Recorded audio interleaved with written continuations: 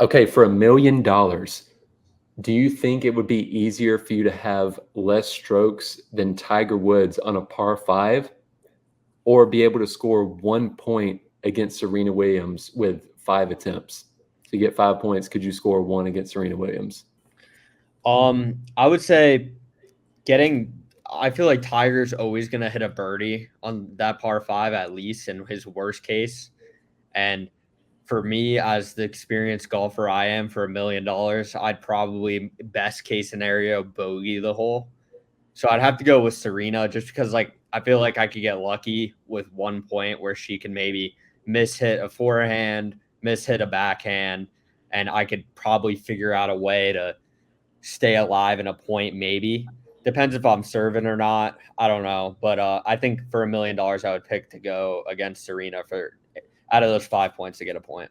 Yeah, similar to Ray, I think I would probably, honestly, not even probably. I'd get lucky if I bogeyed against Tiger, but I have no tennis skill whatsoever.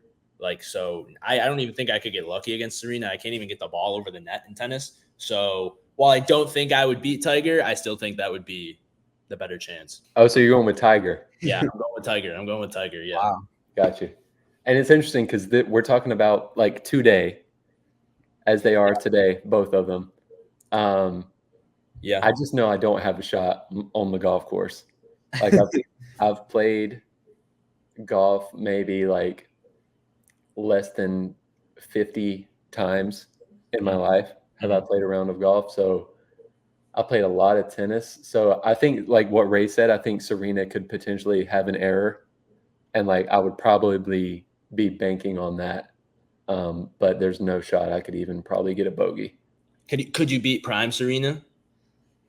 Like get a point? Point against Prime Serena, yes.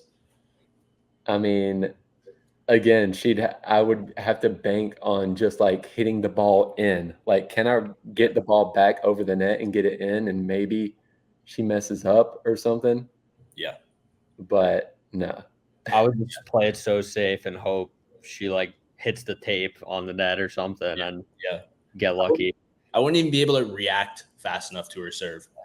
Because I feel like there's a better there's a better chance that in tennis you mess up than like say Tiger messing up a iron shot from the fairway. Like the chances of that are a lot less. I feel like tennis is a lot easier to mess up in.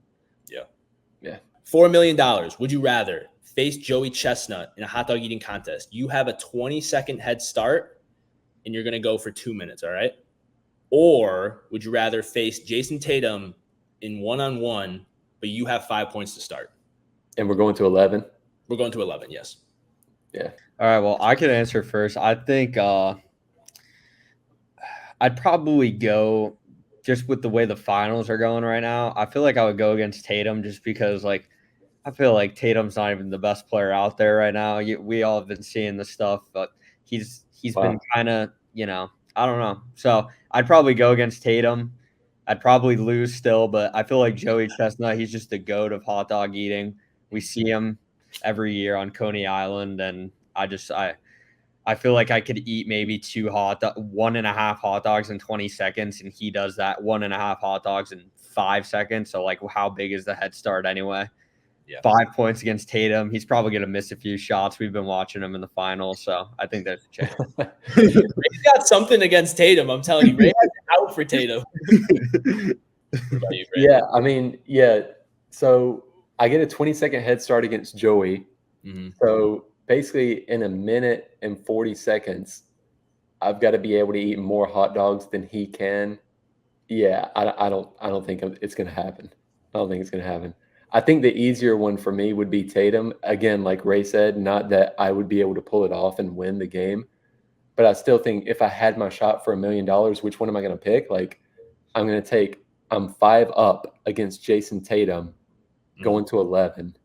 So I need 6 somehow. And if we're doing make it, take it, and so like I'm starting with it, like maybe I get some shots up. I think that's going to be the easier one if I'm going for $1 million. The thing is, too, I feel like he wouldn't guard that hard at like the 3, so you can have the opportunity to take the long shot. And for me, that's more for $1 million than trying to be Joey and something that he does in his sleep, Yeah. Yeah. I'm with you guys. We've at least, I think at some point in our lives played basketball or shot a basketball. I've never tried to eat 30 hot dogs in 2 minutes, so I don't think there's any chance of that one happening. Yeah. Also, the risk reward is just like Yeah. It's like, all right, I win, but if you win against Joey Chestnut, having never done it before, like you're gonna have to spend a lot of that money, like on some sort of surgery or something. Like, the hospital bills will be crazy. yeah. For $1 million, do you think that you can get a hit against an MLB pitcher in an at-bat or hit a game-winning 50-yard field goal in an NFL game? Wow. That's tough.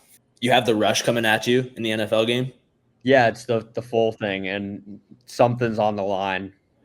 Oh, wow. Yeah. Okay, well, recently I did say that hitting a baseball is one of the hardest things to do in sports, so I'm going to have to go with kicking a field goal. You're going to have to get it just right, and it's going to be way harder than I think it is. But I got to stick to my guns. Yeah.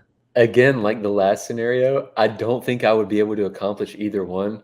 But having to pick which one I'd have the better odds in for $1 million, I think me relying on my leg versus my hand-eye coordination, even though it's technically 3 attempts against a pro pitcher, I'm probably more likely to be able to get close with the field goal. And even though a 50-yard field goal is would pretty much be impossible for me.